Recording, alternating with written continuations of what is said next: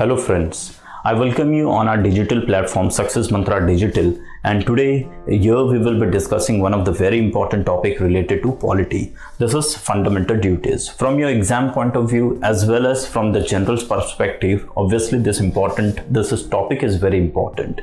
So let us start with fundamental duties. What is this topic? I will be explaining you each and everything or mention on this slide. Whatsoever is mentioned in the slide, we will be understanding each and everything. We will also make sure that by the end of this lecture, you understand, not only you understand, but you memorize each and everything. So before dealing with the points mentioned on the slide, I will first like to explain you through the some diagram formatic information, right? So if we look at fundamental duties, see, we have fundamental duties. If you look at anything related to duties or the rights, based on duties and the right, we can divide the countries into two different parts. We can say some of the countries, some countries को we can categorize as a socialist country, whereas there are some of the countries जिसको आप capitalist country भी कह सकते हैं या liberal country कहिए, liberal country, more right it is to use the word liberal, right? Now this is based on rights and duties. We will be looking कि socialist country में और लिबरल कंट्री में राइट्स एंड ड्यूटीज का किस तरीके से उसको deal किया जाता है. If you look at the liberal country, liberal countries में लोगों को फंडामेंटल राइट्स प्रोवाइड किए जाते हैं, but in return the country do not demand any fundamental duties from its people. Whereas from the in socialist country आप देखेंगे कि लोगों को फंडामेंटल राइट्स प्रोवाइड की जाती है, प्लस रिटर्न में कंट्री लोगों से फंडामेंटल ड्यूटीज भी डिमांड करता है. ठीक है. So based on rights and duties means we are here to see कि राइट्स एंड ड्यूटीज का क्या रोल है या फिर उसे कैसे डील किया जाता है in different types of country, liberal country and socialist country. Liberal countries are the country which provides fundamental rights to its people, but in return they never demand fundamental duties because they consider कि हमारी जो public है वो बहुत mature है, they are mature enough और वो voluntarily अपना सर्विस प्रोवाइड करेगी. there is no need to demand service. okay, example America and all these countries. Socialist country को लगता है कि we will give you fundamental rights, we provide you fundamental rights, but at the same time we want the people of the country to to render some fundamental duties as well as to render some fundamental duties towards the nation. So they give you fundamental rights, but at the same time they demand the fundamental duties as well, like Russia, USSR जो पहले था वो सारी countries, right? Now India किस तरीके का country है? दो in preamble it is mention कि we are socialist country, but always remember we are socialist at the end, मतलब एट द डेस्टिनेशन पॉइंट. हमारी कंप्लीट जर्नी एक लिबरल कंट्री की तरह होता है. So we are suppose to say that we function like a liberal country. So India is like a liberal country, and being like a liberal country या being a liberal country we are here to give the fundamental rights to its people, to the people, but we will definitely not demand any duties from the people. Now, so what happens?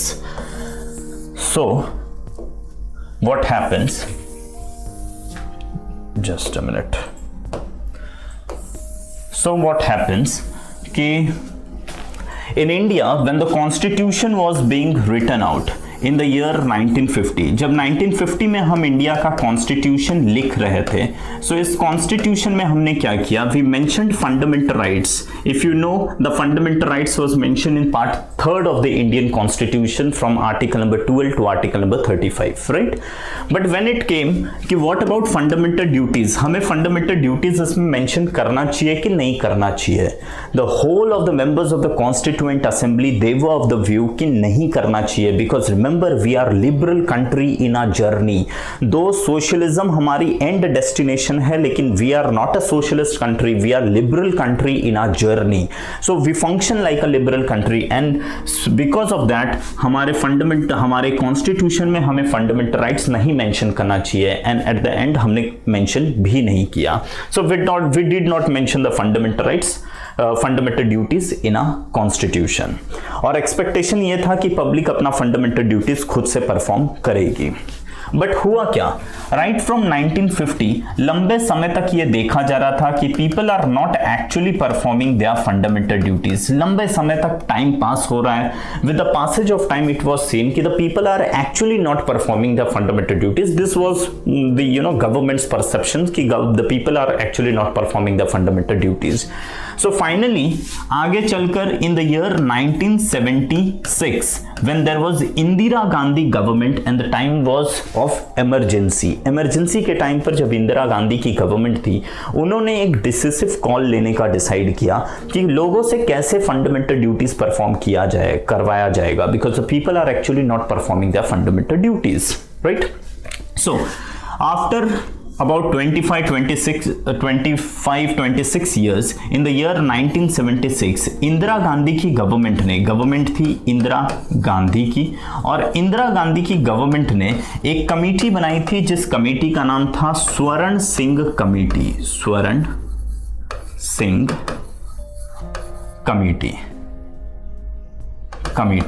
Right.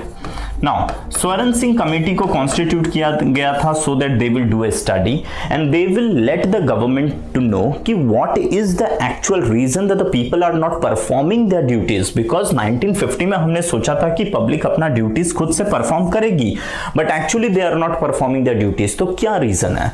तो स्वर्ण Singh committee, remember this Swaran Singh was the external affair minister in the Indira Gandhi's government. So Swaran Singh के ही under में committee बनाई गई, popularly known as स्वर्ण Singh committee. स्वर्ण Singh committee ने study किया कि क्यों लोग अपना ड्यूटीज परफॉर्म नहीं कर रहे हैं, तो इन्होंने अपने स्टडी किया और स्टडी में कुछ फाइंड आउट किया। इन्होंने गवर्नमेंट को अपना रिकमेंडेशन दिया और रिकमेंडेशन में कहा कि it is because of the lack of awareness, लोगों में अवेयरनेस नहीं है इसलिए लोग फंडामेंटल ड्यूटीज परफॉर्म नहीं कर रहे हैं। Hence it is the duty of the government to create an awareness among the people so that they will perform their duty. So इन्होंने अपना रिकमेंडेशन में कहा कि गवर्नमेंट को लोगों में अवेयरनेस क्रिएट करना चाहिए, because see if I expect कि आप कुछ ड्यूटी परफॉर्म करो, so I must also make sure कि आपको पता तो रहे कि आपका ड्यूटी क्या है। If you do not know what is your duty, how will you perform that duty, right. So लोग, स्वर्ण सिंह कमेटी ने यही कहा कि लोग इतने समय से अपना ड्यूटी अगर अच्छे से नहीं परफॉर्म कर रहे, this is because they do not know what is there duty. Okay, now second important thing, इन्होंने कहा कि अगर लोगों को ड्यूटी का अवेयरनेस आपको क्रिएट करवाना है, if you want to create awareness, so what is important, mention this fundamental duties in the constitution. जहां पर राइट लिखा है उसी के आसपास में आप ड्यूटीज भी मेंशन कर दीजिए, so that when the people get to know about their rights, साथ ही साथ उनको अपना ड्यूटीज भी पता चलेगा। So this people, that means Swaran Singh committee, it recommended for the insertion of this thing, to insert this thing in the constitution. इन्होंने कहा कि ये फंडामेंटल ड्यूटीज को कॉन्स्टिट्यूशन में इंसर्ट कर दो। ओके, नेक्स्ट इन्होंने तो एक स्टेप और आगे जाकर कहा कि and if again the people are not performing their duties, if the people do not perform their duties, then इसे जस्टिशिएबल के थ्रू लोगों के ऊपर एक्शन भी लिया जाएगा और कोर्ट के थ्रू भी इसे एनफोर्स करवाने की काम करवाई जाएगी। Hence they recommended to make it justiciable. ठीक है, नाउ व्हाट इज जस्टिशिएबल, हम थोड़ा और डिटेल में इसे थोड़ी देर में समझेंगे, राइट। सो दे रिकमेंडेड कि जस्टिशिएबल भी इसे बना दो।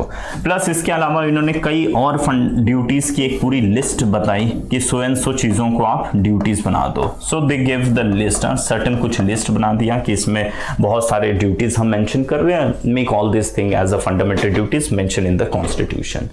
Now the government accepted the recommendation of the Swaran Singh. स्वर्ण सिंह के रिकमेंडेशन को गवर्नमेंट ने आगे चलकर एक्सेप्ट किया। ओके, नाउ इसी स्वर्ण सिंह कमेटी के रिकमेंडेशन के बेसिस पे गवर्नमेंट ने 42nd कॉन्स्टिट्यूशन अमेंडमेंट एक्ट लाया।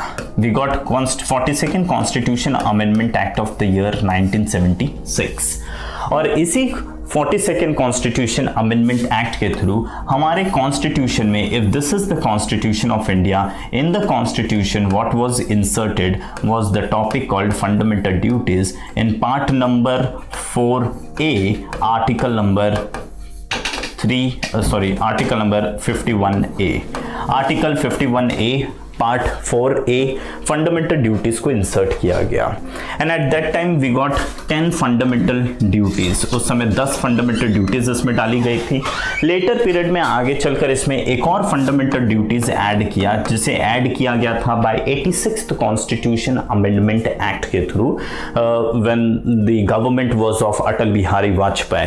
एंड फाइनली अगर आज प्रेजेंट सिचुएशन में भी देखा जाए तो वी हैव 11 फंडामेंटल ड्यूटीज, जिसमें से जो ये 11th है यानी एक जिसको ऐड किया गया था, this was added by 86th constitution amendment act in the year 2002। Okay, so now finally if I say कि what was the objective of these fundamental rights, ये जो fundamental rights को इसमें लिखा गया, ये fundamental duties, इन fundamental duties के objectives क्या थे, ये फंडामेंटल ड्यूटीज को गवर्नमेंट ने कैसे बनाया। See what was the duties, what was the objective of this fundamental duties. Government ने कहा कि देखो we have this fundamental duties but the objective of this fundamental duty is to create an awareness, right? As it was suggested by Swaran Singh, तो हम इसको awareness create करने के लिए रख रहे हैं। We have this thing to create an awareness, और since it is because to create an awareness, इसे justiciable नहीं बनाया जाएगा। That means इसे कोर्ट के थ्रू legally enforceable नहीं किया जाएगा। It won't be legally enforceable, ठीक है? So this is non-justiciable। Government ने इसे non-justiciable बनाकर रख दिया। Just a minute, it is non-justiciable, यानी government rejected this recommendation of the Swaran Singh committee but accepted the recommendation to create an awareness and insert in the constitution. So these two things were accepted but the justiciable वाला जो recommendation था, this particular recommendation was rejected. जो list उन्होंने दिया था उसमें से कई list थे, बहुत सारे चीज़ों को accept किया गया और बहुत सारे चीज़ों को reject कर दिया गया। जिनको accept किया, accept करके finally we got 10 fundamental duties.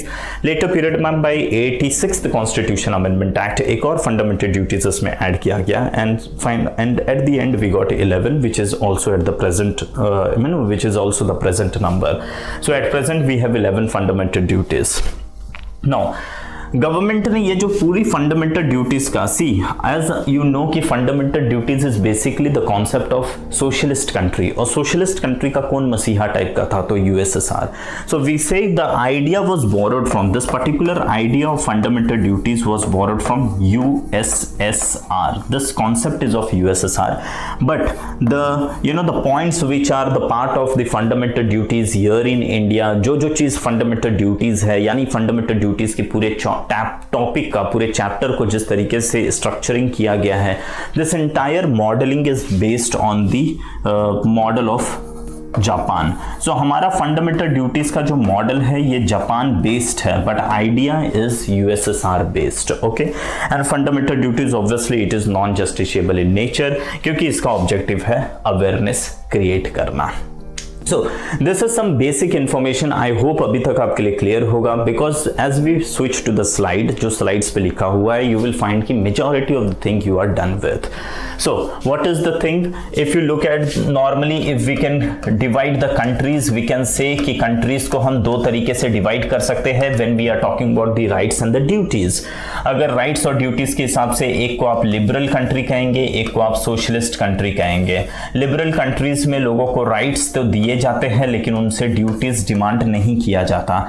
Socialist country है जहां पर लोगों को राइट्स दिए जाते हैं but at the same time the socialist country, the country also demands the duty from its people. Okay, so India क्या है, दो in preamble it is mention कि we are socialist country but always remember we are socialist in our end mean. हमें socialist objective को achieve करना है लेकिन हमारी जर्नी, पूरी की पूरी जर्नी, हमारी पूरी की पूरी प्रोसीडिंग्स एक लिबरल कंट्री के जैसा होता है। तो हमारी फंक्शनिंग कैसा है, we function like a liberal country. So being a liberal country in our function, हम लोगों को फंडामेंटल राइट्स तो प्रोवाइड करते हैं but we do not demand the duties from them, and only because of this, because we are a liberal country in our functioning in the year 1950 when the constitution was being drafted, at that time we inserted the duties, fundamental rights in the constitution, but duties की बात आई तो duties के लिए पूरे constituent assembly के members लोग except one person that is KD Shah, उनको आप केटी शाह को अगर छोड़ दीजिए तो उनको छोड़ने के अलावा जितने भी मेंबर्स लोग थे सभी ने कहा था कि फंडामेंटल ड्यूटीज हमारे कॉन्स्टिट्यूशन में इंसर्ट नहीं होना चाहिए एंड हेंस हमने फंडामेंटल ड्यूटीज को इंसर्ट भी नहीं किया था, ये सोचकर कि लोग अपना फंडामेंटल ड्यूटीज खुद से परफॉर्म करेंगे।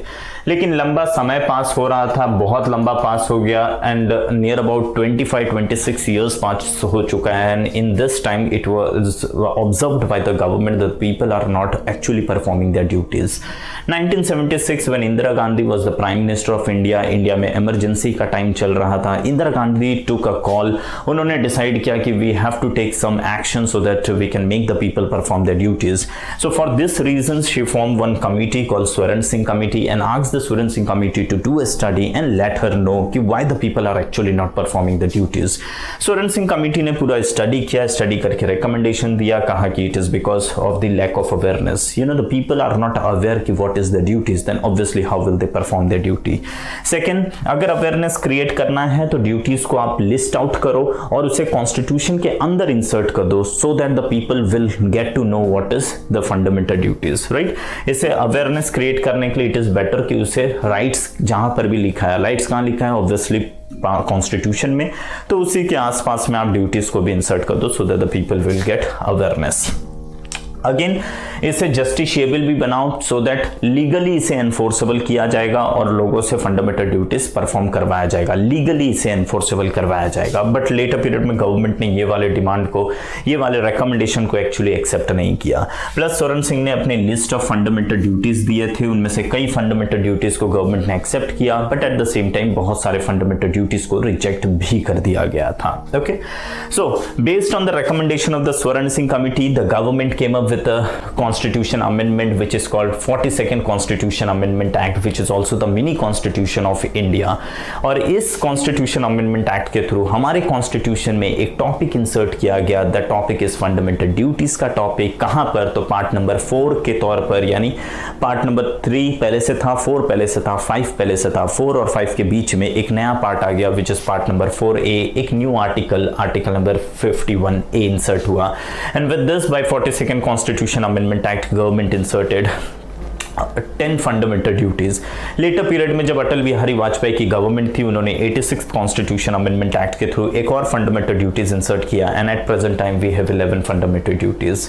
If we look at the entire fundamental duties we know कि द फंडामेंटल ड्यूटीज का बेसिक ऑब्जेक्टिव है is to create an awareness. We also know कि since it is to create an awareness it is non justiciable.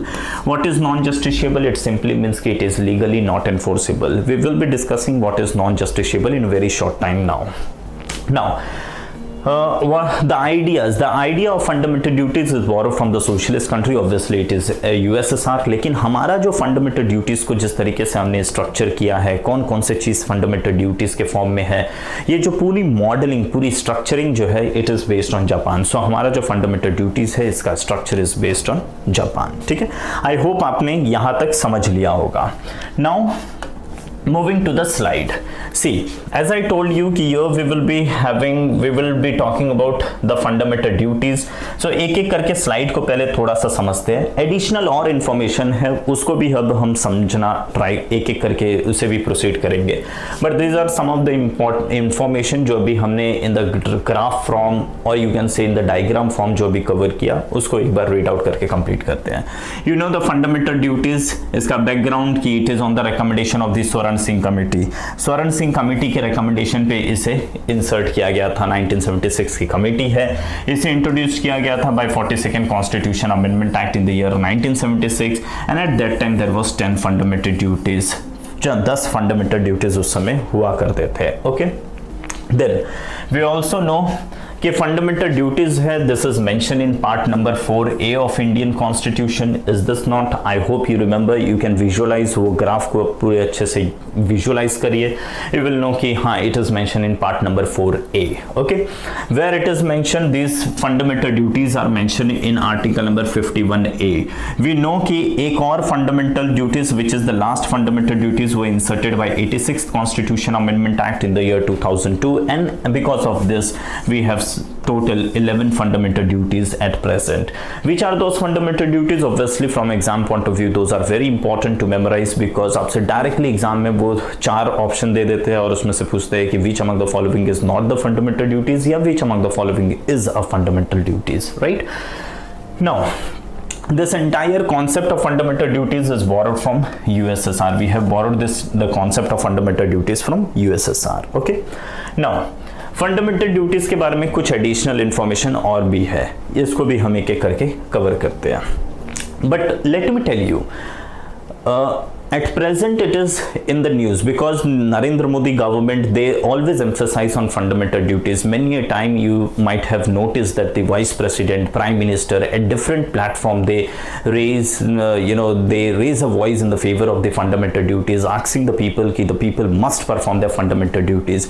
So because of this, obviously this particular topic becomes very important. But apart from this also traditionally अगर आप देखेंगे तो traditionally भी ये topic बहुत important रहा है. Now some of the important features related to fundamental duties. See, if you look at the fundamental duties, जो 11 fundamental duties है, कि there are 11 fundamental duties. लेकिन let me tell you, out of these 11 fundamental duties, some are moral in nature and some are civic in nature. Now what is moral and what is civic in nature, वो अभी हम थोड़ी देर में समझते हैं. ये लेकिन इतना के लिए आप समझिए.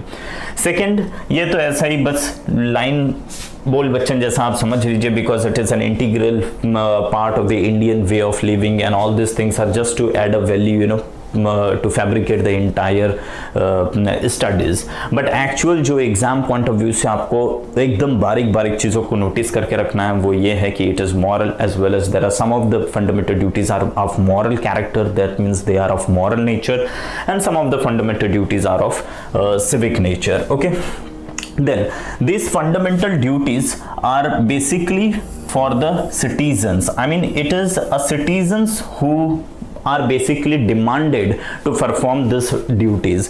I mean, the constitution demand this people to perform, whom it could demand to perform this this duties. So it is the citizens, not for the foreigners. Basically the foreigners are not subject to fundamental duties, they are not being asked to perform the fundamental duties. It is basically for the citizens. Okay, now fundamental duties, कि it is non-justiciable in nature. When we say it is non-justiciable in nature, it also means कि it is legally not enforceable. Remember, if someone says कि it is not enforceable, that is wrong, because it is enforceable. Remember, it is enforceable but not legally enforceable. Now what is the difference between enforceable and legally enforceable, वो अभी मैं आपको बताता हूँ. Just a minute. समझिए, for example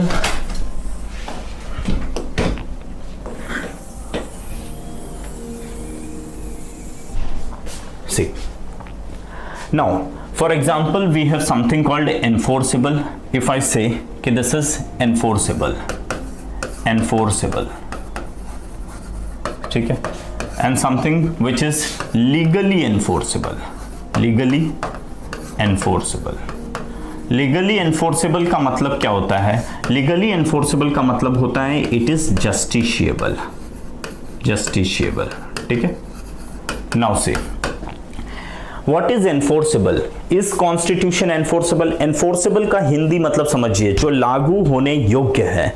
क्या constitution लागू होने योग्य? ऑब्वियसली कॉन्स्टिट्यूशन तो लागू ही होता है. And any law which is according to the constitution, वो लागू होने योग्य है. Fundamental duties is the part of the constitution, it is mention in the constitution. Constitution तो खुद लागू होने योग्य तो होता ही है, वो तो एनफोर्सेबल है ही है, वो तो इनफैक्ट एनफोर्स्ड ही है. तो ऑब्वियसली फंडामेंटल ड्यूटीज भी एनफोर्स्ड होता है और ये एनफोर्सेबल होता है. So it is enforceable. Fundamental duties is enforceable. लेकिन उसे एनफोर्स किया कैसे जाएगा? तो it is parliament which has a power to make the law to enforce, not the court. See, कुछ चीज होता है, समझिए, फॉर एग्जांपल फंडामेंटल ड्यूटीज है, तो फंडामेंटल ड्यूटीज अगर कोई फंडामेंटल ड्यूटीज को एनफोर्स करवाना है तो उसके लिए पार्लियामेंट लॉ बनाएगा. For example if I say there is one fundamental duties which says कि we need to respect the national flag and national anthem, right. इसको एनफोर्स करवाने के लिए पार्लियामेंट ने एक लॉ बनाया. लॉ के थ्रू हम लोगों को मैंडेटरी कर दिया कि we have to accept, we have to perform those thing, right. That means we need to respect the national flag and national anthem. But क्या कोर्ट, समझिए पार्लियामेंट ने कोई लॉ नहीं बनाया, कोर्ट खुद से ऑर्डर इशू करके किसी चीजों को एनफोर्स कर देता है और बोलता है कि कोर्ट ने कह दिया, there is no law made by the parliament but it is the court which issues one order, और ऑर्डर वर्डिक्ट के थ्रू वो कह देता है कि to respect the national flag this is enforceable, so it is mandatory for all the people to perform those to respect the national flag. So अगर legally court अगर order issue करके किसी चीजों को मैंडेटरी बना देगा तो उसे कहा जाता है लीगली एनफोर्सेबल। फंडामेंटल ड्यूटीज के केस में है कि कोर्ट ऐसा नहीं कर सकता, कोर्ट ऑर्डर इशू करके कभी नहीं करेगा, court do not has a power, you know, court does not enjoy the power to make the fundamental duties mandatory for the people, they will never do it, they cannot do it, and because the court cannot make it mandatory for the people to perform, it is legally not enforceable, and so hence it is, since it is legally not enforceable, that means it is non-justiciable, it is legally not enforceable, remember it is legally not enforceable, hence it is non-justiciable. But is it enforceable? Obviously it is enforceable because it is a part of constitution, something which is a part of constitution is always enforceable, anything which is according to the constitution is enforceable, this is itself a part of constitution, तो ये तो enforceable होगा, लेकिन इसे enforce करने के लिए parliament law बनाकर enforce करेगा, कोर्ट अपने से कुछ भी ऑर्डर इशू करके किसी भी ड्यूटीज को मैंडेटरी नहीं बना सकता, इसे मैंडेटरी बनाने के लिए obviously parliament can do so, right.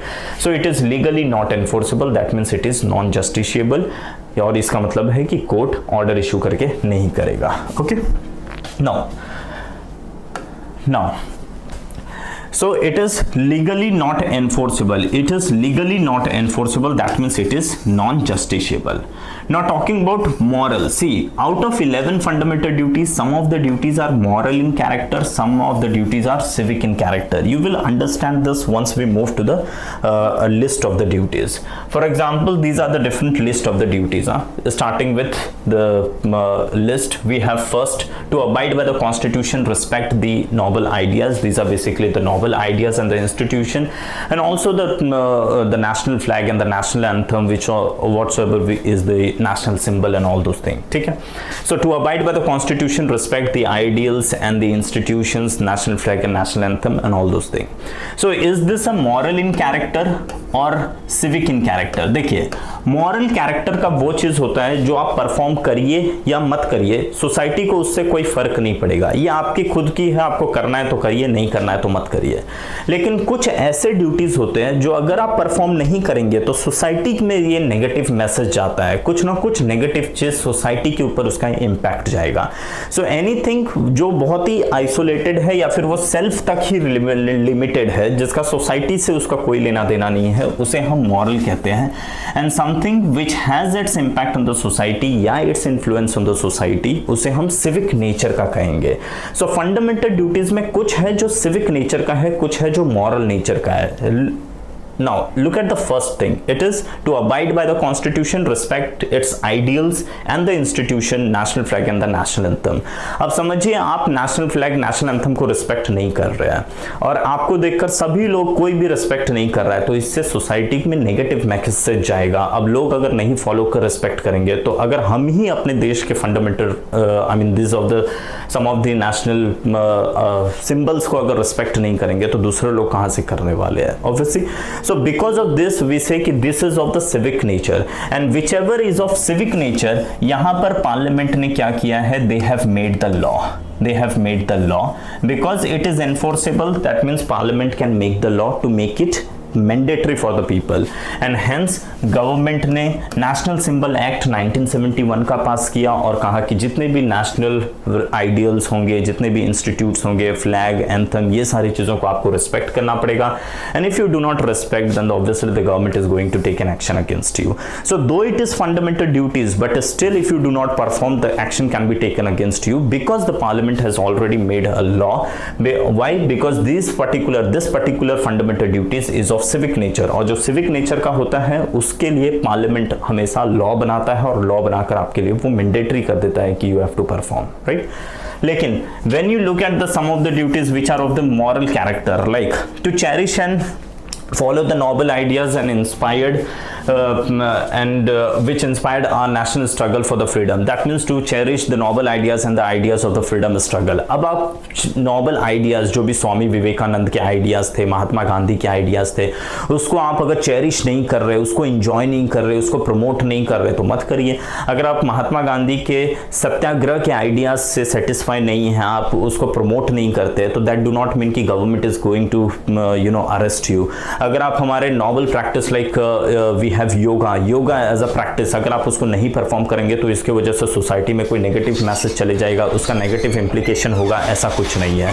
Hence आपको यहाँ पर कोई गवर्नमेंट एक्शन नहीं लिया जाएगा. So this particular duty is of moral character, and because it is of moral character obviously the government is not going to take any action. Okay, then looking at the third fundamental duties, ये कहता है to uphold and protect the sovereignty, security, sovereignty, unity and integrity of the nation. ठीक है, again this is of the civic character. Civic character कैसे? Because ये society से related हो गया. अगर आप देश की सॉवरेनिटी, यूनिटी और इंटीग्रिटी को प्रोटेक्ट नहीं करेंगे, उसके अगेंस्ट में काम करने लगेंगे, देन ऑब्वियसली नेशन को उसका डैमेज फेस करना पड़ेगा. So because of this is of the civic nature, and hence government यहाँ पर आपके लिए लॉ बना देता है, और through law government make it mandatory for you to perform this particular thing.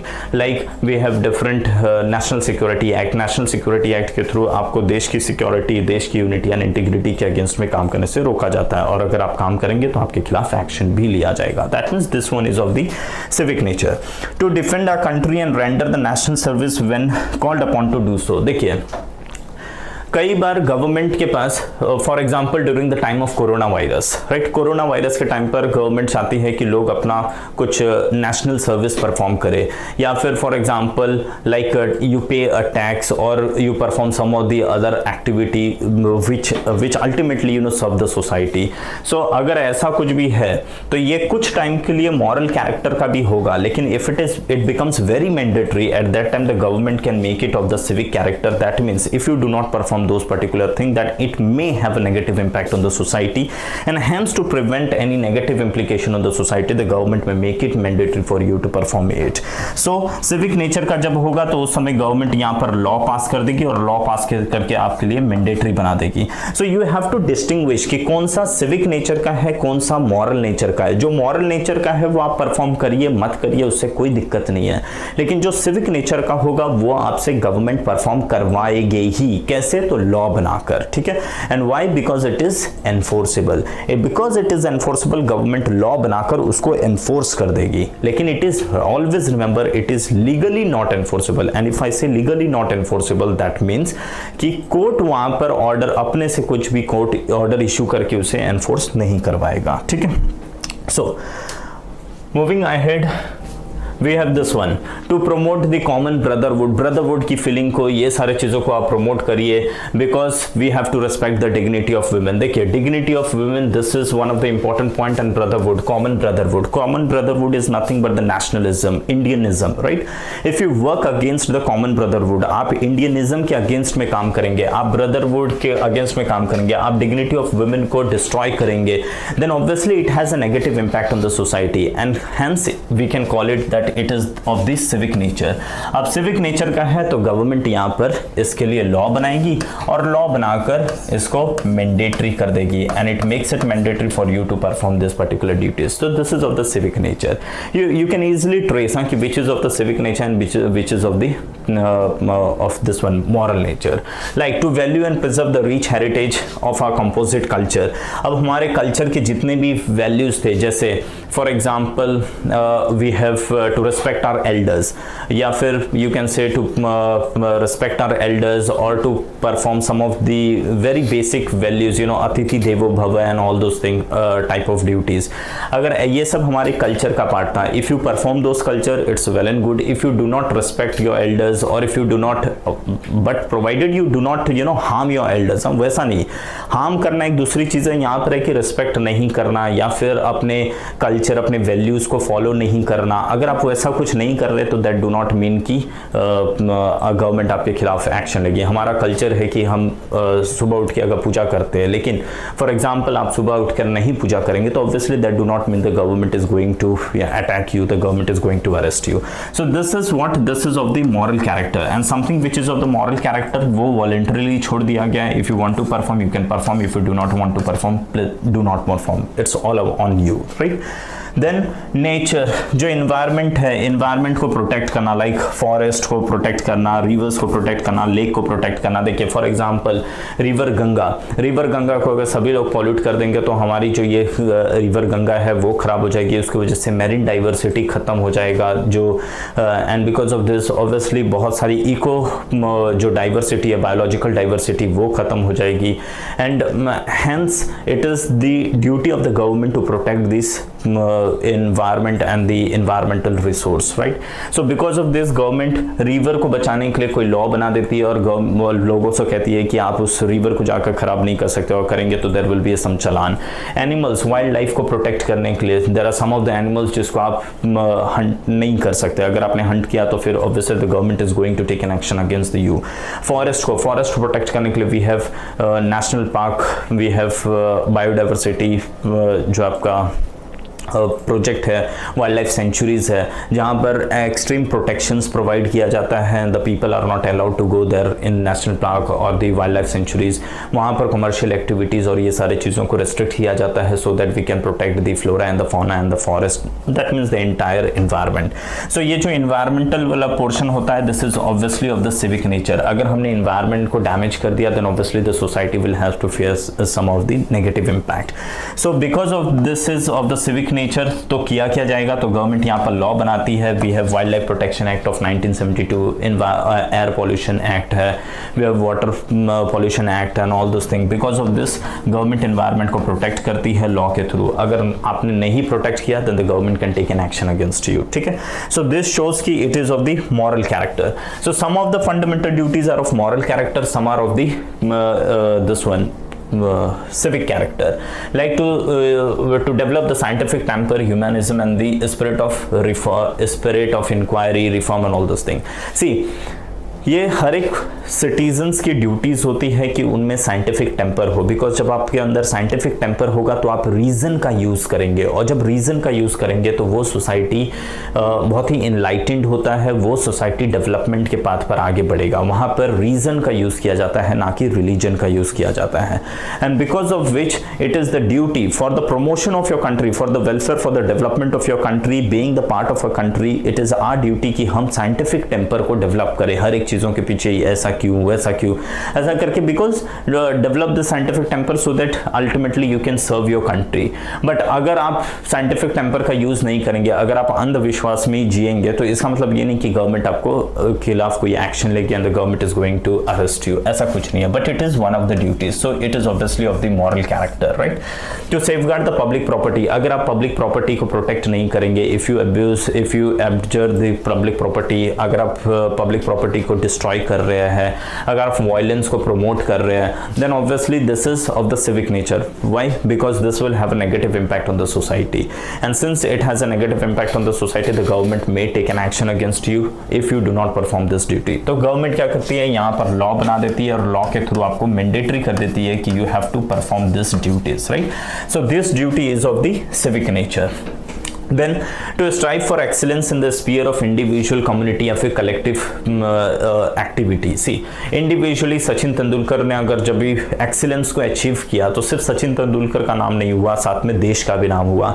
जब टीम इंडिया ने collectively वर्ल्ड कप जीता तो सिर्फ टीम इंडिया वो 11 प्लेयर्स का नाम नहीं हुआ, देश का नाम हुआ।